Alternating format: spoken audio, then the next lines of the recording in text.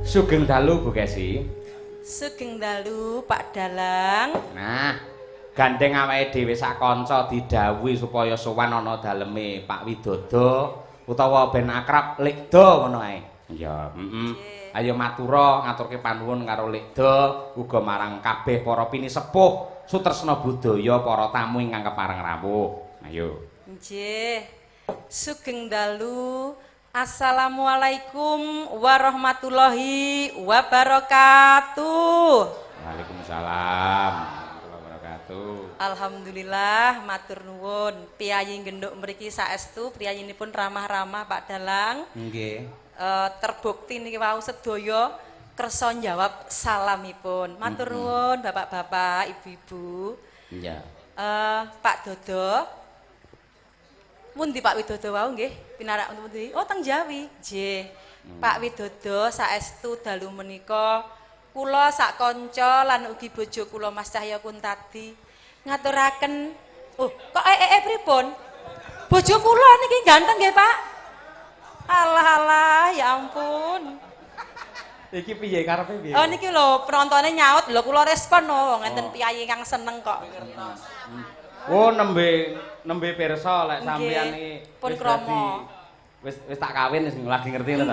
Oh iya. Lho Pak Dalang nyuwun sewu. Awake dhewe wis nindakake upacara perkawinan lho. Nggih. Lah kula wau dikira tasik perawan kok kalih Pak nika. Allah, perawan apa? Perawan jangkai ombo-ombo perawan. Nggih. Ayo, biyen mesti sampean sering to sowan ning Jumapala? Oh riyen asring nggih kalih Ibu menika, kalih Ibu. Nggih, Bu. Nggih. Kalih Busar. Nah, mesti bapak-bapak kita sing kemutan nggih, Pak. Zaman semanten. Nah, saiki kabare piye men piyayi kene ngerti lek omah-omah karo aku anak-anak pira saiki? Nggih, alhamdulillah anggen kula palakrama kalih Mas Cahya Kuntadi sakmenika sampun manak papat. Kuwi janjane wong apa mentok? Ha iya. Sik to. Dalem. Kok iso wis papat ki sing mbarep gelar kae umur pira, kelas Ingkang pira? bajeng nembe sunat nggih umur 11 tahun. Kelas gangsal SD. Sing nomor loro Brahma Kesawa kae. Umur 10 tahun. Kelas sekawan SD.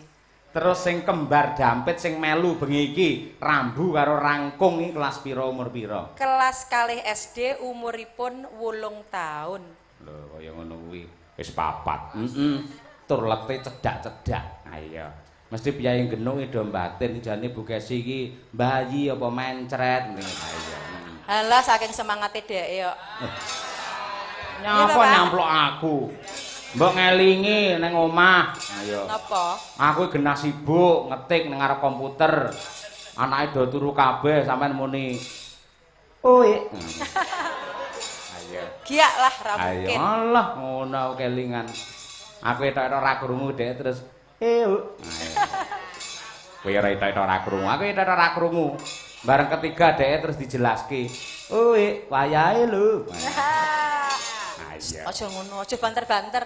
Wayahe bekti marang Gusti ngono kuwi tegese gandeng anak-anak wis do bubuk tengah wengi mula nindakake tahajud nyuwun marang purbane Gusti. Alhamdulillah, tak kira lek owek liyane. Oh, ora bakal. Mengko ndak ditiru karo piyayi genuk ngono lho maksudku. Ngapa? Lho bapak-bapak sepuh-sepuh senadyan to sepuh, oh semangate luar biasa teng griya. Nggih napa mboten, Pak?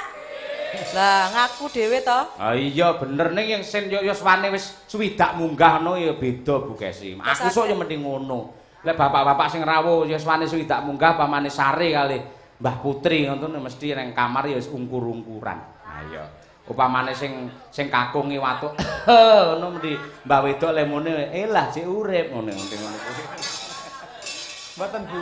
Oh, tetep semangat nggih Bu. Wah, lha kuwi elok iki. Nggih.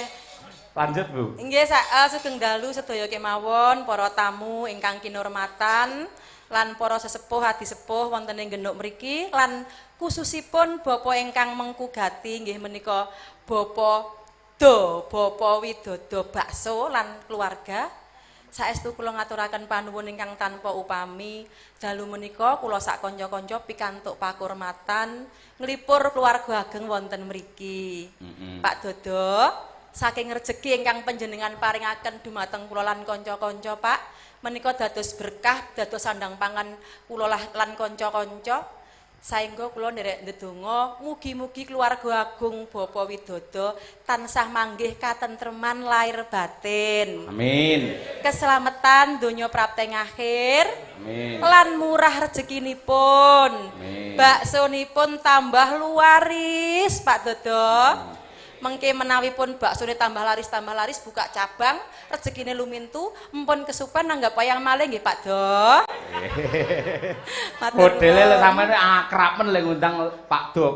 Ya ben akrab to Pak, sok ben ditanggap meneh ngono lho. Ha iya. Asma utawa namine Pak Widodo ingkang jangkep, asmane Pak Dodo niku Pak Sri Widodo. Nggih. Sri kuwi wis cetha ta ratu. Mula yen ning wayang Sri Bathara Kresna, Sri Puntadewa, Sri Baladewa ngono kae. Sri tegese ratu, Widodo tegese lestari lan wilujeng. Nah, kuwi mergo panjenengan anggene mulya kaya ratu, muga-muga iso lestari lan wilujeng.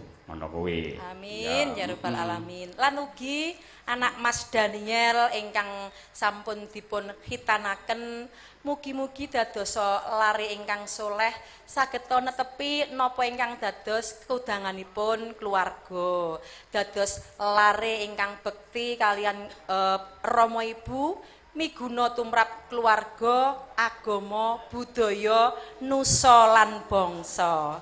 Amin. Matur nuwun. Amin. Ya nembang Bu. Ya iki wis kangen karo suaramu. Nggih, tapi sewantene nembe watuk Pak Dalang. Ah iya. Mungkin len mboten kiyat ampun dicowok belanjane nggih. Alah dicowok piye wong kabeh sing nampa awakmu cowok-cowok piye. Aki wong lanang kapan to nyekel dhuwit ora tau. Oh, gawat, wong lanang nyekel dhuwit bahaya. Ning wong wedok wae. Mergo aku lek nggo dhuwit ora isonan. Anggere nek wong wedok ayu tak nehi kok mesti. Aduh. Mun aku. Ya, wis, tangane kaya keri pengin. Ayo. Ya ora apa-apa, lek pancen pengen tenan enggak masalah. Tak ikhlasi lah aku duwe guru Pak bos sing bonang penerus iki Mbak Kesi. Lek Pak Dalang Cahya menika jenengan ikhlasi rabi loro. Niku swarga jenengan panjenengan wanita utama ngoten niku. Niki lho guru kula. Kuwi estokno ngono kuwi ayo. Lah iya. Hah. Ya gak mungkin. Pamane sampean kuwi pamane nawani aku ngono sing ra mentolo ki aku Bu Gesi, ora mentolo aku. Nun sewu sampean ki sinden kondang. Aku ki apa to?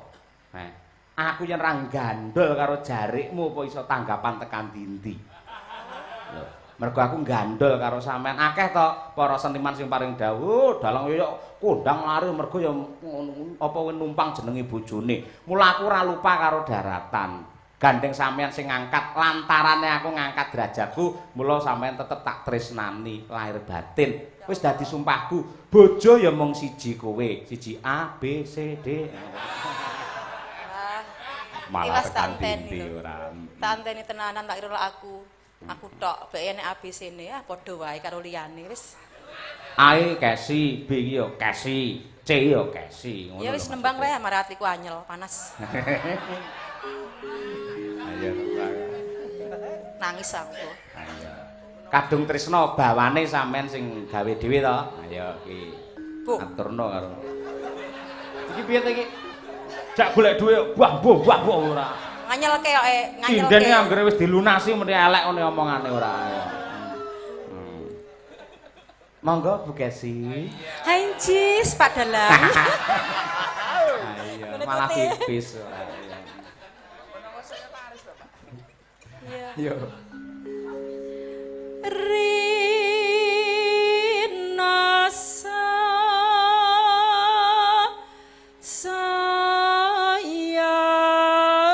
alel andaikan api pisah dengan panasnya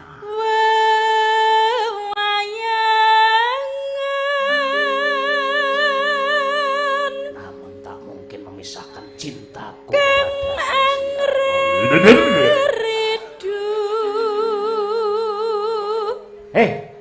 Iki dilem barang kok ya. Ah gombal amoh. Wis angel.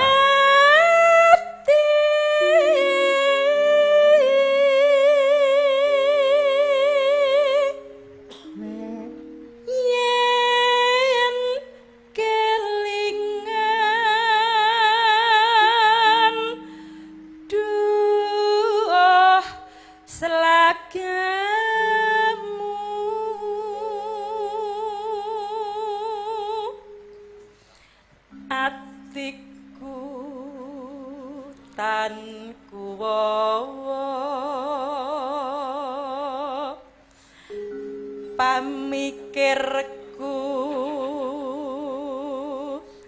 tanjemu tumanem kalbu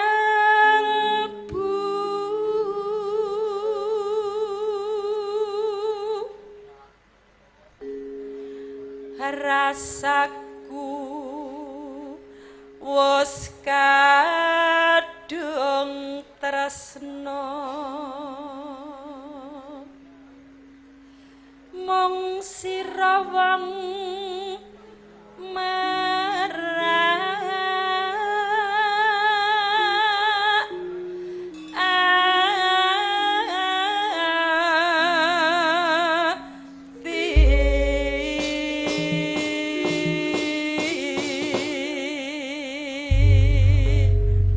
rasa Bu Kesi sampean nembang mantep temenanan berkarakter mergo sing kok tembangke kuwi pancen karyamu dhewe gaweamu dhewe. Ayo elok tenan. Pak Dalang. Dalem. Sampean gak krasa ya? Apa? Tembang iki mau lho. Ora iki. Lah piye to? Gak kelingan jaman semono to? Iya. Sing endi to kuwi? Alah jaman iki lagu iki lek sampean gak prisa to. Tembang iki pancen sengaja. Nyapa priksa ora lara priksa. Sik to dimirengke. Tembang iki mbiyen nalika aku pacaran karo sampean tak gawe nggo nyanggit yen aku ki asline ya seneng ambek awakmu. Ning ora lewat kata-kata aku cinta padamu gengsi no aku. Sorry. Ning tak lewatke tembang iki. Ngoten lho Bapak-bapak.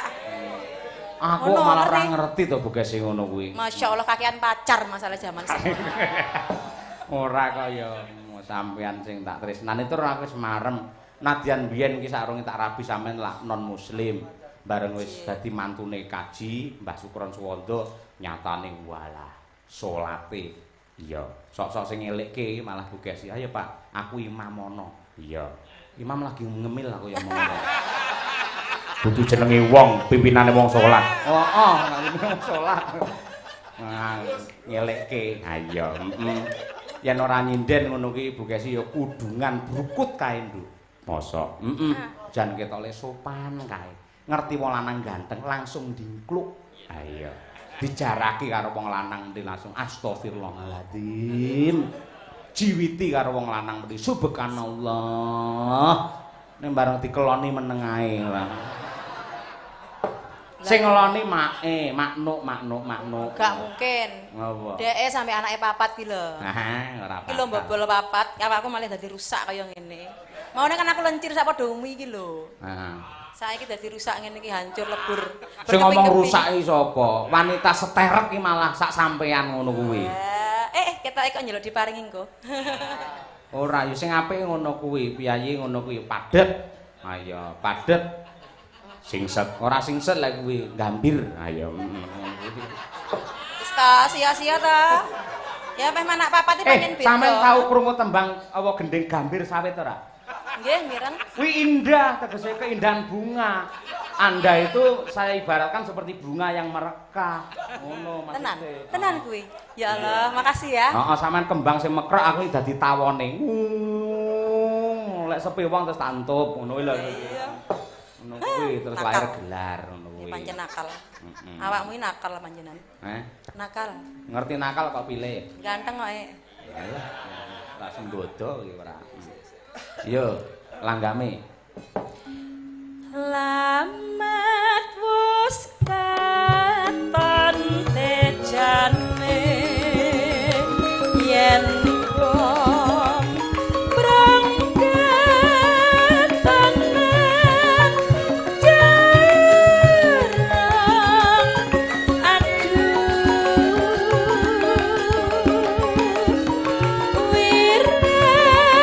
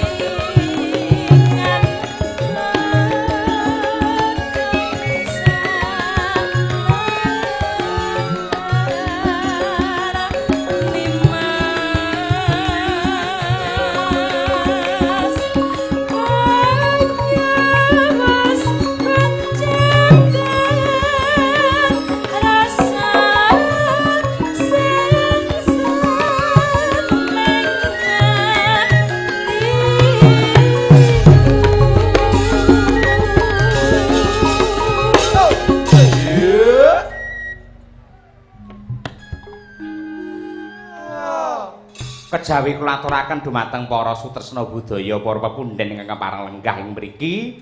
Ugi kula ngaturaken ingkang kepareng monitor wonten ing YouTube Kuntadi Channel. Iya. Matur nuwun wis tresnani channel dhewe. Kagem warga masyarakat ing wewengkon Genuk Paseban menawi pancen seneng kalian budaya wayang kulit mliginipun kula sak kanca madangkara sampun ngantos sungkan-sungkan monggo dipun buka HP-nipun diklik YouTube. Iya, goleki Kuntadi Channel terus di-subscribe. Wah iya, di-like, komen. Terus karo di-share. Ya. Mudah bagi Anda namun merupakan hadiah bagi kami. Ayo ngono kuwi bener. Iya.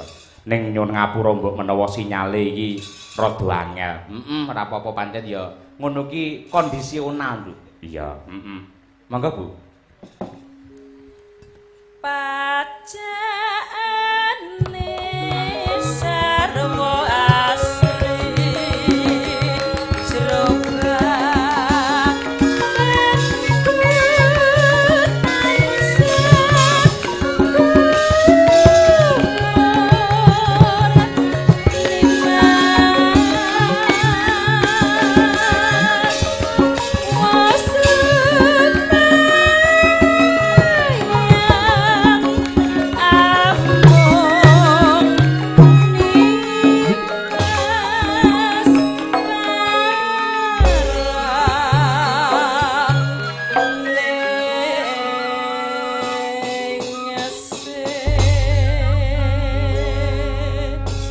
Matur sembah nuwun Bu Kesi, muga-muga kena kanggo srana panglipur lan jampining sayah. Iya.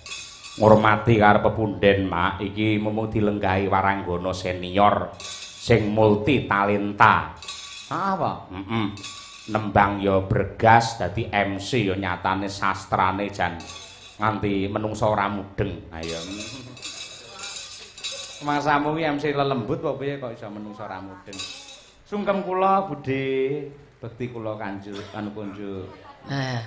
Inggih Nak Mas Cahya Kuntadi. Wah, nggih. Mugi-mugi panjenengan nggih pun mangun jejodohan kanthi putra sekawan nika manggih rahayu lujeng tumekeng kaki nini njudi mboi melih ngoten. Sampun Bu, sampun. Oh sampun. Sampun sekawan pun cekap. Nggih. Cekap sekawan.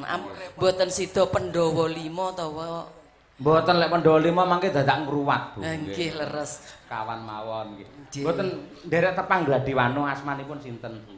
Nggih, kula menika wiwit riyin Bu Sarmiati utawi Bu Sermier. Nika. Wah, cara krupuk ya kemremes no niku nggih, Sermier. Lah nggih saumur kula niku kula syukuri. Alhamdulillah. Alhamdulillah. Pun yuswa pinten? Kula Nggih. mboten sah kula imboi, mboten sah kula kurangi nggih. Nggih. Kula nembe 60 kalih. Oh, 60 kalih. Ning ampun dikira terus umur 60 terus mungkur niku mboten. Nek mboten ngandel nyentek kok nika wonten mriku. Oh, dados jenengan sik haus ngoten. Oh, mboten haus ning kewajiban. Oh, kewajiban. Oh, nggih. Nggih. Mboten dalemipun pundi sing jenengan? Kula mung celak mriku sembuh alur marka jurusan Jatipura Ngadirojo kula pinggir mergi sing kula mboten gadah donya ning gadah kula anggrek kathah. Oh, kembang anggrek niki. Nggih, pinggir mergi sawetan SDN 1 Lemah Bang. Oh, nggih. Pinarak. Nggih, matur nuwun. Kula niku nggumun adatipun menawi piyai MC niku lak piyai kakung. Nggih. Nembe menika kula ngertos piyai putri kok iso sastrane le runtut kados mekaten. Napa niku Leonta Wencana mantep kali gending nggih prisa suluk patetan pelok 5 nggih mumpuni. Patetan gandeng niki nggih watuk niku wau nika ngrigil kala wau. Ngrigil napa? Ngrigil niku kados watu telasahan Mas. Oh. Ngregel. Krikil ale krokol. Oh, dadine krekel. Nggih. Nggih. Mboten napa-napa tetep sae. Mboten ketang sak kemperangan Bu, kula nyuwun pangestu jenengan nembang napa ngoten bebas. Oh nggih. Nggih, badhe Kula kambang. wonten mriki ni wonten sejarahipun. Ngaten. Menika Mas Bojo asli Genuk Rumiyin kula 8.8.8 noko kelontong kalian pupuk kalian hasil bumi. Delalah dumadaan kula niku kalian bose putri Businah Maju Lancar niku meteng bareng. Nggih. Jaman semonten mriki niku sih alah pager wurawari dhuwur. Dalane jeblok kula anger mulih sinden kejungkel mondong keteng mondong. Lah terus kula rekake niku ya wiwit 12 tahun sinden niku lumayan laris. Terus kula nggih tuku sepeda Yamaha. Napa nika riyen nika CDI. Kula nggih tuku Yamaha CDI. VCD to? CDI. Oh, CDI. Nggih. Gandeng meteng bareng kalian Bu Businah. Juragan Businah Maju Lancar. Gandeng kula nu janipun nggih duwe suami siaga. Ning gandeng nggih tebih bidan tebih anu puskesmas kula boncengan periksa kalian Businah kula boncengaken wiwit umur 2 sasi ngantos 9 sasi. Nggih. Nika nggih kepinginipun waras ibu waras anak ngoten. Nggih. Lah nggih niku Mas Giyatno mula gedhe semluhe gagah bagus niku riyin ngger kula boncengne nyabrang dalan lor omah niku dereng dikretek. Nggih. Niku mesti gendul olahraga enten weteng. Nggih. Nggih lah terus nggih niku padha le wetenge gedhe mbegagah mboten iso. Bacute kula nggih sing mburi iso nyangga weteng yen gronjal lah kula nggih ngoten. Ning jenengan ampun murep lho, Bu. Murep ndak kaya timbangan mangke. Nggih jomplangan Jomplangan, nggih. No niku sejarahipun. Terus nggih dasar taksih keluarga ngeten bojo kula. Nggih. Nah dados mangke persembahan kagem Businah Pak Dodo niku kinten badhe nyekar menapa? Nggih. Napa uler kambang napa Nggih sinom? pun uler kambang kemawon larasipun pelok 6. Nggih. Ning nggih nyuwun pangapunten. Nggih. Lah nggih swara niku nggih riyen nggih sae jaman kalih rumiyin nduk kesi sakmenika Bu dosen ngoten. Lah nggih sakmenika taksih kula syukuri, taksih lumadi. Oh nggih, nggih. Monggo kula kepengin napa nderek ngicipi ngalap dumateng swanten jenengan. Nggih. Kawi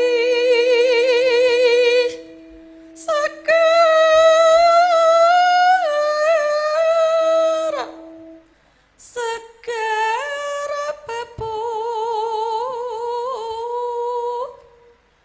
dan Sri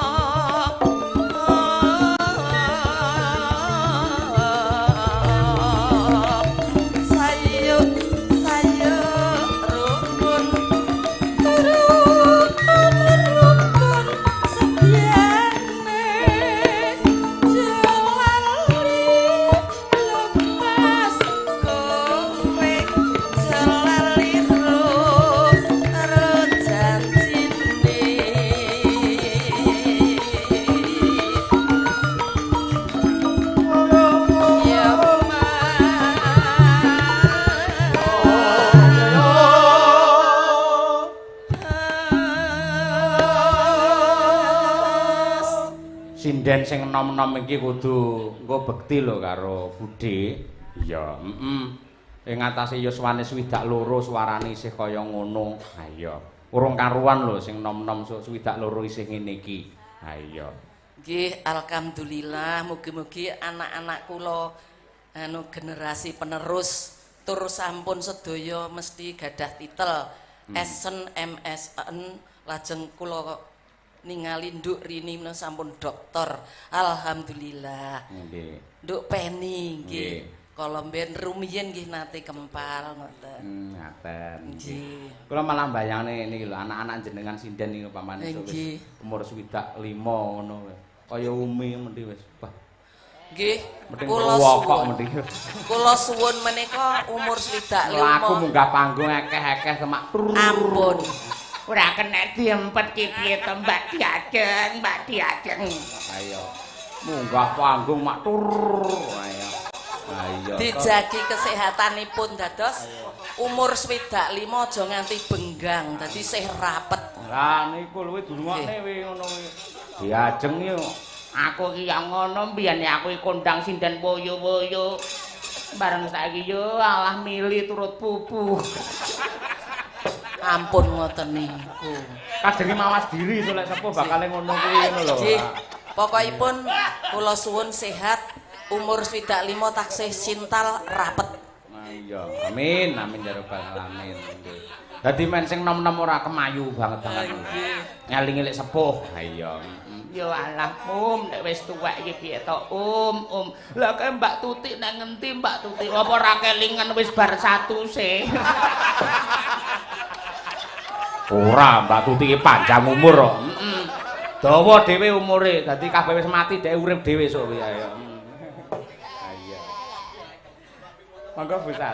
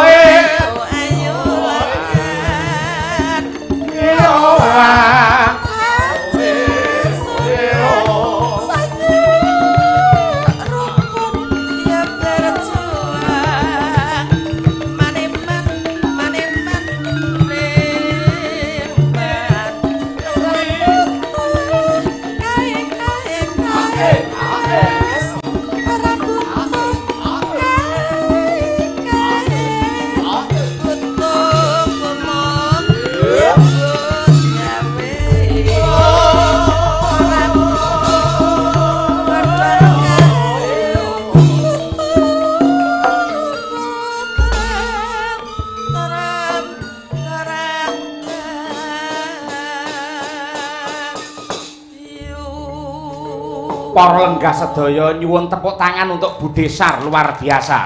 Wah iya. Nggih, matur sembah nuwun. Kula nderek memuji nderek ndedonga jenengan tansah sehat. Amin. Kiat panjang yuswa nggih Budhe. Amin Allahumma amin. Nggih. Ayo kuat anggene mangestoni karo anak putu. Pancen kaya ngono kuwi. Ya. Yo ngaturke panglipur meneh. Yo sinden Tulungagung sing kembali ke kandangnya. Ayo. Padake sapi ya kembali ke kandang. Ayo, kembali ke habitatnya. Ayo. Yo, dihormati yo Mas Noval. Nangis sajroning ati. Berdiri Wilang Surya. Mumpung panggungnya jembar. Piye ndok, nong kabare piye? Alhamdulillah, Pak. Sehat ya? Pun nggih. Wah, kok saiki malah saya lemu ngono. Mboten. Heh. Mboten. Diet to, diet. Heh. Nggih, sithik-sithik, Pak. Lah iya. Insyaallah. Ayo, saya cantik kaya ngono. Kanca-kanca mau bareng sampean mudhun ke mobil. Mlebu ning pondokan kabeh langsung nyeng. Langsung dah ngono. Nggih lho, Pak. Lah Mas Haji Mas wong ngeten kok. Mas Haji Mas wong ngeten iki. Ya Allah nang kangen aku pengen peluk. Aja kowe kok ndak dicokokne jangkrike dheke ora. Ngoten niku. Iki nabun ning ndi kok jangkrik kok. Ayo bareng enek jangkrik tenan muni uraku. Ayo diajeng Candra Mulya, Mbok Cahayu iki. Nggih, sugeng dalu Abah. Waduh, aja nyeluk Abah ngono aku malah wedi malah. Lah kok wedi? Lah lek Abah gedene semene berarti Abah abuh malian ora. Wis Pak apa piye? Apa Mas? Pak mawon. Mas ya kena. Mas. Dadi men aku awet enom ngono lho. Ora. Nok kowe iki omongan karo aku malah jagungan karo wong liya ora. Nggih. Lah wong Bu Kesi ngendika jenengan wau sengaja badhe nubruk kula to. Ora, Bu Kesi tak weling ya. Iki terjadi berkali-kali lho, Nok. Mergo sampean iki pawakane lak padha karo Bu Kesi, ya to. Gelungane ya produke padha. Bayake padha jar aku kok mburi. Ah Bu Kesi. Wih lah bake kok diajeng ngono. Lah nggih to Pak ngoten kok nggih ten ngajenge Bu Kesi. Mbok nggih mangke mawon nek ten wingking. Oh, remangsamu aku mah apa piye? Ora. Ora ngene Bu. Sering terjadi ngono kuwi. Neng omah ya pembantuku jenenge Isma. Iki karo Bu Kesi lek bar dikei daster sing rupane putih ya lho, sing kembang-kembang ya lho. Lah ngertiku ya Bu Kesi, batinku aku arepe ndelok kolam mburi ben koi kae lho. Lho, Bu Kesi kok wis masak nang pawon batin. Lah tak ceblek bokonge mak bok, yahene kok wis tangi. Yahene kok wis masak. Bareng noleh kula Isma, Pak. Aduh mati aku. Bati. Ayo, bar kuwi Isma iki terus duandan kae nang ngarepku liwat ngarepku dhek muni wengidian. Aku ya nyauri memang ayo. Oleh aneh-aneh ya tak entupne jangkrik Haji Mas ora ayo. Jangkrik ngentup ora. Iki lho ana pamundhut ya kuwi sambung wanci dalu ya saka Pak Sugino, bapake Ganang Tirta Anggara. Ha iki. Cah loro ya sing minangkani ya. Nah, ya. Bawa. Bawa. Bawa. Ya bawa, komplite ngangge bawa. Karo Mbah Sukron diyasakne kena ya sak bawane. Ya. Piye awan mau piye, Nok? Awakmu mendhi walah luar biasa mau. Nok. Awan mau piye ora? Lah pripun to, Pak? Gayeng ora awan mau. Alhamdulillah mau gayeng. Ora semua. Mau anu. Mbak Tutik ngerol ten ngandhap. Oh, alah iya diajeng. Ya bawanana dandang kula sing sepuh dhisik. Ayo. Ayo, sing nom keri saiki sing suwek dhisik. Sing tuwek dhisik. Yo alah, kok suwek to, Pak? Dereng suwek. Maksude nggen mulut ki lho, mulut kuwi yen ora terbuka kan sampean ora iso nembang, ora iso entuk duwe. Oh, berarti kudu suwek. Iya, mulut. Mulute.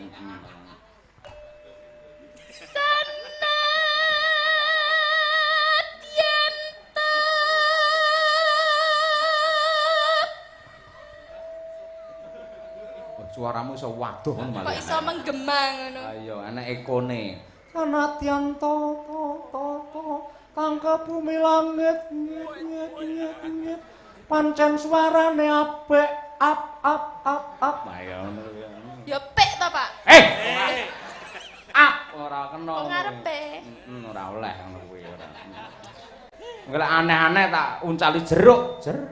Ngono kuwi. Tenang.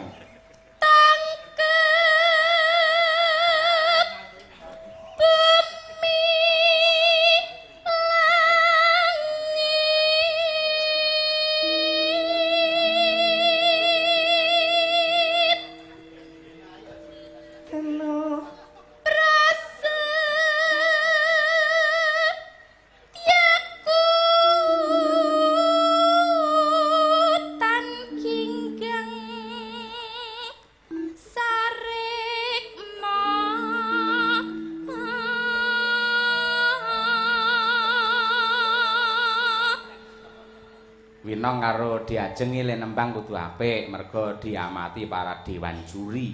Sapa? Mas Joko, Mas Taslim karo Mas Ulomo. Arek lampu abang ijo. Siwas minggu ngarep bae cara mangkat. Wah wis ora ya. Wah. Gelono, Mas. Ya Mas Tio. Bar wingi ke terus WA Bu Kesi, kapan tidak melih, Bro? Ayo, ngenteni jangkrik Haji Mas. Yo, neh sak garis neh, Nok. Lan nimas gemas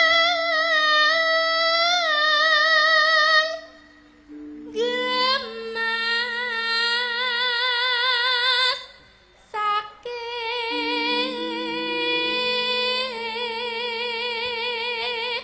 bareng kewan jangkrik muni tenan lho. Ha cuma duh aku. Ayo. Wis ngono wis tertuduh. Yo, oper yo iki anak wedok genti. Nah. Winong Nawangsih. Yo. yakti pengen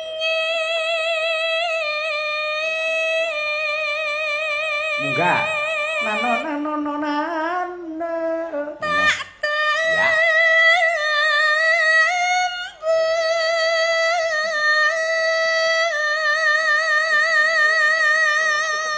Nyawa to, Nong? Grogi apa piye to, Nong?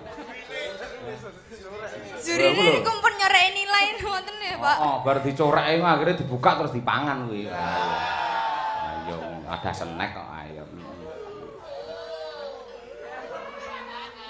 Ayo. Jurine sing tengahe galak. Galak. Lah sing mikir tengen kacamata kuwi ya jer jungkatan. Ora enek, ora kagungan rikma jungkatan. Gaya kok. Ayo. Ayo. Tenang. Tenang.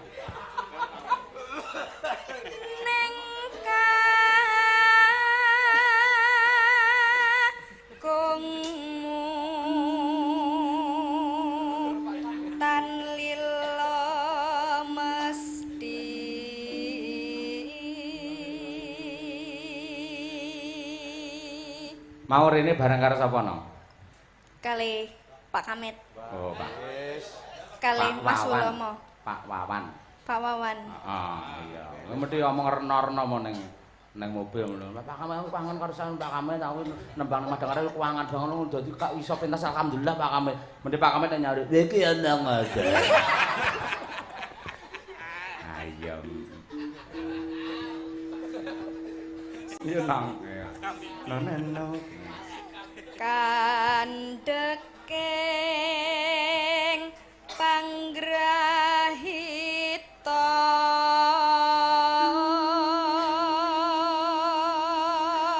neno angel nggonku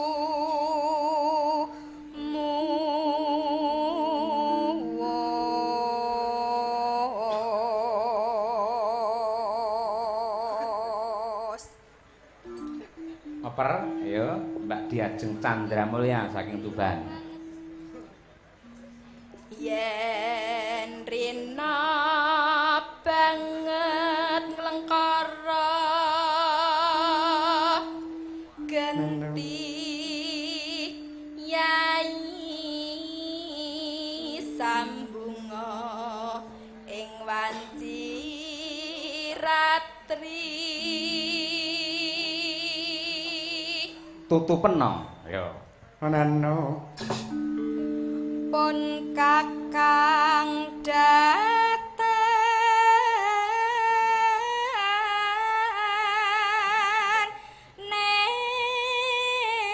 nendro